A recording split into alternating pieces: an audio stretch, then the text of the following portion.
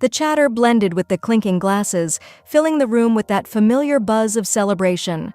Tiny lights hanging from the ceiling cast golden circles onto the long table where the team spread out, thrilled about last quarter's numbers.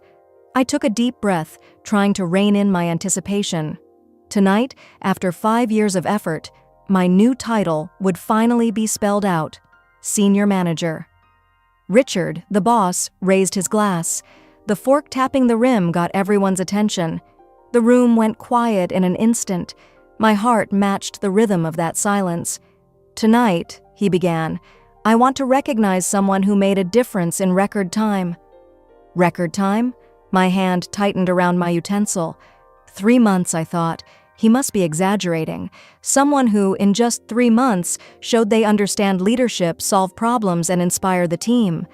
My smile threatened to fade.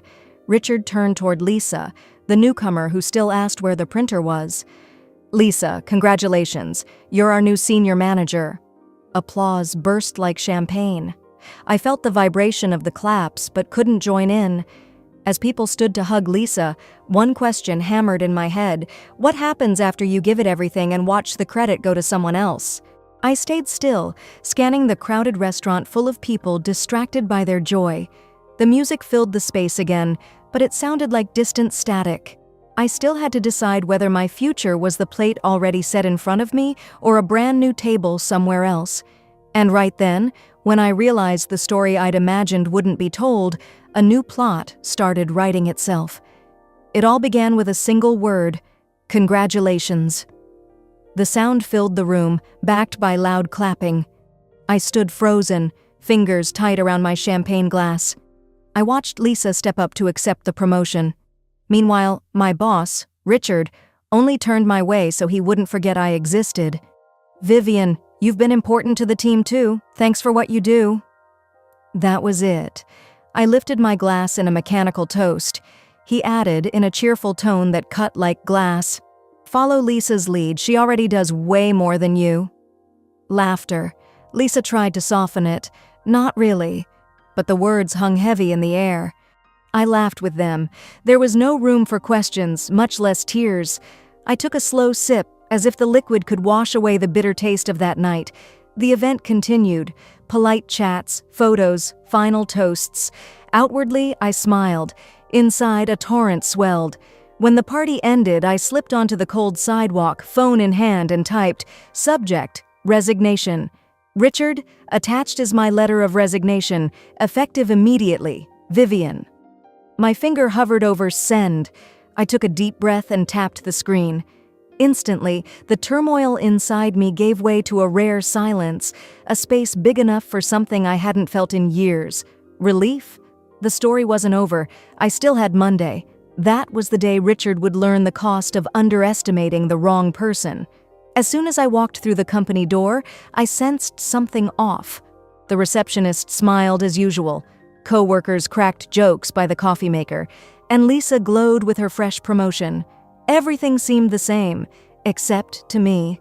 My resignation letter was already sleeping in Richard's inbox, ready to wake him up. I spent a few seconds adjusting my bag, powered on my computer slowly. I wanted him to come to me. And he did. His office door flew open. "Vivian, in my office. Now." The floor froze. That urgency didn't fit Richard. I stood without hurry, straightened my blouse, and walked to the corner office. The moment I stepped in, he shut the door, a sharp snap louder than his own voice. On the desk lay my printed letter. He looked at me like he expected a punchline. "You're leaving?" he asked, almost whispering. "Today," I said, sitting across from him. "Why? It's so sudden. We never talked about this." I let out a short laugh. We also never talked about Lisa's promotion, but it happened, didn't it? His jaw tightened. He tried to speak, then gave up. He picked up the letter, reread it, searched for an out. There wasn't one. "We can revisit your position," he ventured. "The project you're leading? The project is finished, and you know it." He leaned back, stared at the ceiling for a second, maybe looking for an exit there. He didn't find one. He looked back at me. "This is going to hurt us. It's going to hurt you," I corrected. I'll be fine. Richard drew a deep breath, like he was inhaling courage. He opened a drawer and pulled out a signed contract. It was my project, with someone else's name on top. He was going to present it as his own. So that's it, I said quietly. Business, Vivian. Nothing personal. I leaned over the desk, kept my voice steady. Richard, business involves risk. You bet I'd stay quiet. He shrugged, pretending to stay in control. The market's competitive. Perfect, I shot back. Because I've already sent the original project to the board along with the emails proving my work. They meet at 9. You have 30 minutes. The silence that followed was heavy. He realized time now worked for me. I stood. Good luck in there. I left the office without looking back.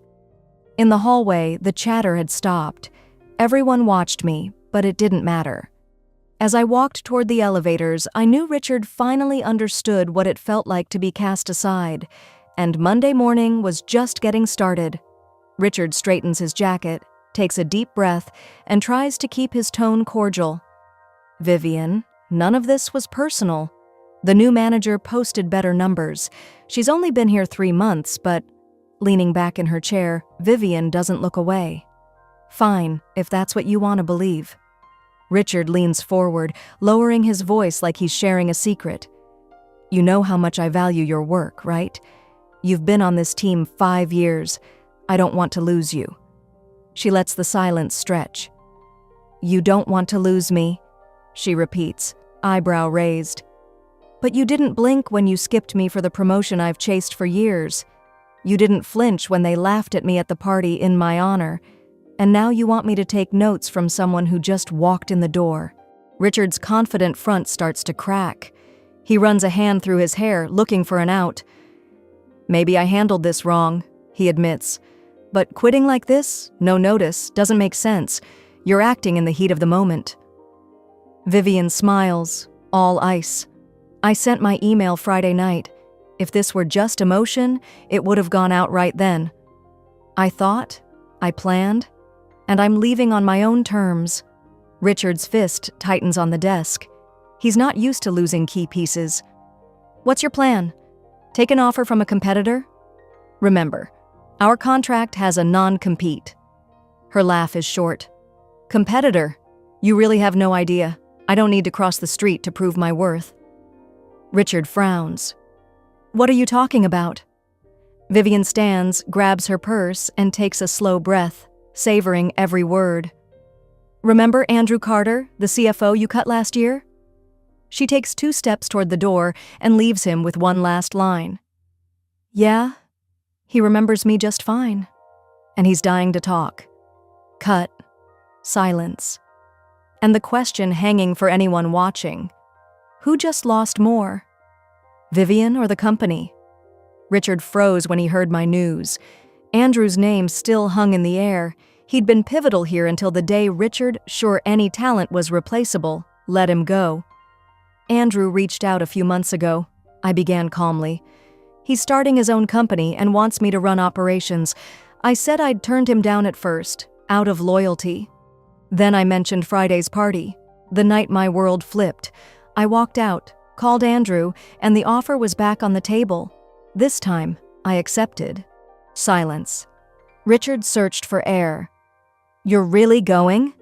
His voice cracked. I start Monday, I confirmed. He opened and closed his mouth, every word heavy. Vivian, think this through. 5 years here. We can tweak titles, salaries, whatever. No tweak is enough, I cut in, steady. My mind's made up. His facial muscles tightened. If you leave, there's no coming back. I don't plan on coming back, I said, giving him a half smile. I pivoted. At the door, I tossed him one last piece. Funny, Richard. We only see someone's value when they decide to leave. I closed the door unhurriedly. In the open office, the usual Monday buzz was gone. Curious eyes trailed me, like everyone sensed something final had happened, and that this time there was no way back. The cubicle walls felt lower. As I walked by, heads popped up and ducked down in a blink. No one wanted to be caught staring. They didn't know why, but they felt something big was about to break. I sat at my desk, breathed deep, and opened email. 3 lines, nothing but the essentials. Subject, official resignation notice. Effective immediately, I'm leaving my position. It's been an unforgettable ride. Vivian, I hit send. No flair, no farewell gif, just a period. Silence lasted about 1 sip of coffee, a whisper in the hall, then another, and soon the rumor spread like wildfire. Rachel showed up, breathless. Vivian, is it true? I nodded, holding back a grin. It's time, I said. She shook her head, stunned. Wow, I thought you'd wait for the promotion. Richard thought so too. Rachel almost laughed. He's gonna flip. Everyone knows you deserved that job. Behind her, co-workers drifted closer, pretending to hunt for papers, eager for a shred of office drama.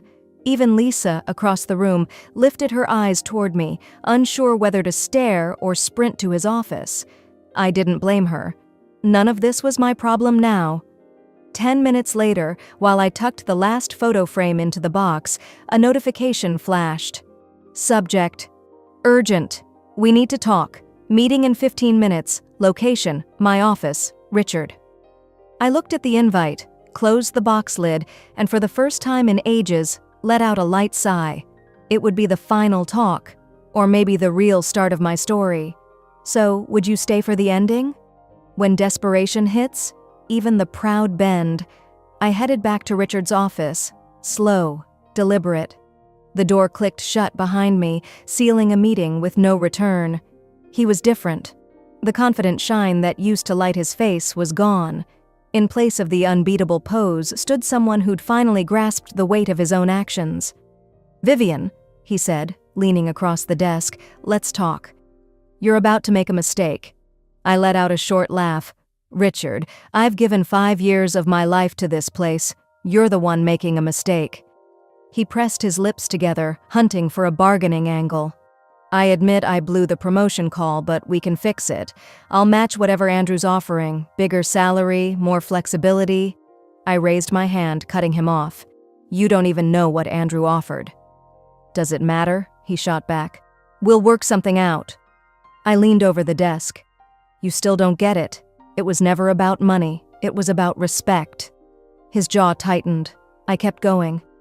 I don't want to work where my effort only matters when I threaten to leave. If I wasn't important before, why should I believe I suddenly am now? His nostrils flared, losing control. Be sensible, Vivian. You're leaving a steady job for a startup that might not even make it? I smiled. I'd rather bet on people who see my worth. Better to risk it than stay where I'm treated like a disposable part. I pushed my chair back, stood, and grabbed my bag. Goodbye, Richard. I walked out without looking back. And for the first time in ages, every step felt light as a promise. I taped up the last box, and for a moment it all felt unreal. I wheeled my stuff to the elevator. Behind me, a few coworkers clapped softly, the kind of applause that knows a win doesn't need fanfare. They understood. Lisa was still sitting. When she finally stood and came over, the hesitation was plain. Vivian, I didn't know. I raised an eyebrow. Didn't know what? Her mouth moved, but nothing came out. Of course she knew. Maybe she hadn't pulled the strings, but she'd enjoyed the payoff. It's fine, Lisa, I said, steady, no bitterness. Enjoy the promotion. She shrugged as I hit the elevator button. When the doors closed, I took a long breath. This wasn't a period, it was a starting line. On Monday, I stopped in front of Carter and Associates glass facade. Smaller than the old firm, but humming, still taking shape, no rusty gears from someone else's machine. I walked in and felt something I'd forgotten. Excitement. I rode to the top floor. The chrome door showed a new version of me, shoulders back, eyes bright. A new job? More than that. Freedom. The office waiting for me had floor-to-ceiling windows and a door I could shut. I spent the morning in intros and onboarding, but the vibe here was different. Ideas in motion, voices that listened, plans still open. As I set my pen on the desk, I realized the best part of the journey isn't walking out. It's finding out where you can go after. I sat quietly at the conference table, watching. Right after the quarterly results, Andrew nodded my way. "Vivian, I need you to lead the new restructuring track. You know the territory. No tests, no pep talks, just a straight ask." "Sure," I said. Coworkers traded knowing looks. This is how we wanted to work. No games, just trust. 2 days later, my phone buzzed. "Rachel, Richard is panicking. Since you left, everything's locked up." I read it once, and the picture snapped into focus. Late reports, confused clients, unanswered calls. Another ping.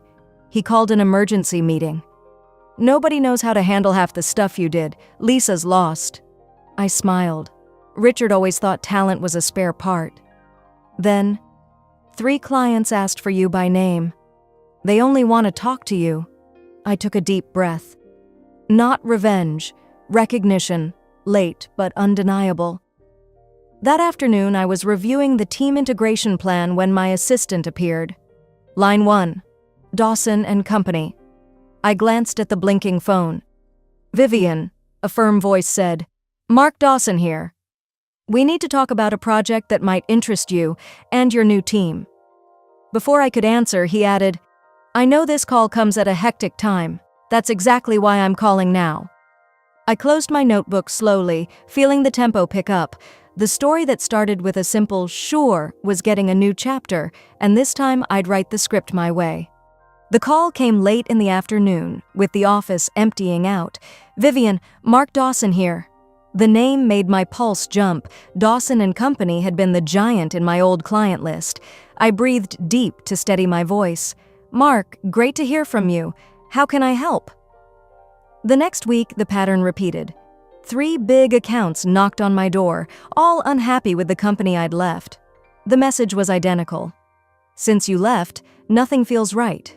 If you're running operations at Carter & Associates now, we want to move." I wasn't poaching anyone, I was just answering calls. The trust was personal, not institutional, and that spoke louder than any contract. While I was calmly growing on this side, the other side was burning down. Rachel, still inside, sent frantic updates. "Lisa's lost. Richard's holed up in closed-door meetings. The board wants answers." I could almost see Richard pacing, tallying losses, remembering the last time he laughed and said, "Lisa delivers way more than you."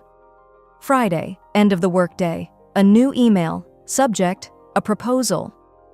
"Vivian, we need to talk. I believe we can reach an agreement that benefits us both. Can we set something up next week?" I leaned back, let out a small laugh, and let the silence do its work. 5 years ago, he held the power. Now every click was my choice, and he knew it. Email open, cursor blinking. The next line would be mine. When Richard's email hit my inbox, I already knew what was happening. The walls around him were starting to crack. Unhurried, I typed, "Richard, I can talk Monday at 10 a.m. Does that time work?" "Vivian." I hit send, closed the laptop, and got on with my life. The meeting wouldn't be a negotiation, but a show. Monday, 10 a.m. sharp, I walked through the revolving door of the glass building I'd left weeks earlier. The lobby felt smaller. Maybe I'd just gotten bigger. The receptionist hesitated before wishing me good morning. Employees looked away as I passed. Everyone already knew. I opened his office door. Richard looked worn out, dark circles under his eyes, fingers drumming nervously on the desk. Nothing like the swaggering exec who once underestimated me. "Thanks for coming," he said, forcing a smile that didn't reach his eyes. I sat, crossed my legs, hands resting. "Yes?" He took a deep breath. "I'll get straight to the point. We need you back, Vivian." I let the silence do its work. He leaned forward, anxious. "I admit I underestimated your role. I want to make that right. If you come back, you'll get a significant raise, a senior executive title, and full autonomy over the department." He leaned back, waiting for my enthusiasm. I only tilted my head, weighing it. The next move was mine, and he knew it. 5 years. That's how long you had to recognize what I delivered, and you wasted it. I crossed my legs, let the silence stretch until Richard shifted in his seat. "So let's recap," I began, looking him straight on. For half a decade, I hit targets, trained teams, and asked for nothing more than fair working conditions. Instead, you promoted someone who'd been here 90 days and told me, literally, to take notes on what could improve. Pause. I drew a deep breath, savoring my freedom. Now that the key clients have left and revenue is tanking, you show up with everything you should have offered back then: title, salary, bonus. Interesting, isn't it? His jaw tightened. Vivian, it's not that simple. I raised a hand to stop the excuse. Answer one straight question. If I hadn't resigned, would I be sitting in this chair today? Would this offer be about recognition or just because you're up against the wall? He looked down. The answer was written in the worry lines on his forehead. I chuckled softly. Thought so. Richard set his hands on the desk, almost pleading. You built a legacy here. You really want to throw all that work away? I leaned in, my tone calm but unmistakable. I'm not throwing anything away. I'm choosing where my talent is truly valued. I stood, grabbed my briefcase and headed for the door. Before leaving, I paused just long enough to drop the final hook. Good luck keeping the rest of the team once they realize they don't need you to move forward. I closed the door behind me, and for the first time in 5 years, felt I was the one dealing the cards. Richard, you know what your mistake was?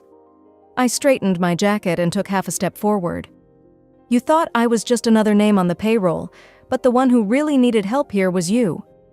His face shut down, but a flash of panic crossed his eyes. I turned to the door and paused just long enough to deliver the last message. Write this down, Richard. The people who keep the gears turning have value, and they usually don't stick around where they're not recognized. I left without looking back. Months went by. Carter and Associates picked up steam. Contracts doubled, Richard's old clients knocked on our door, and every project we delivered became a showcase for the next. The tide that once threatened to drown us turned into a current pushing us forward. On a quiet Friday, the notice came through the internal chat. Rachel summed it up in one line. Richard was let go. The board couldn't swallow the client exodus. I leaned back from the screen, coffee in hand, and let the news settle. Richard had thought I was expendable. He learned, too late, which piece was irreplaceable. Me? I was exactly where I'd chosen to be, leading the company that had known from day one how to value the people who move the needle.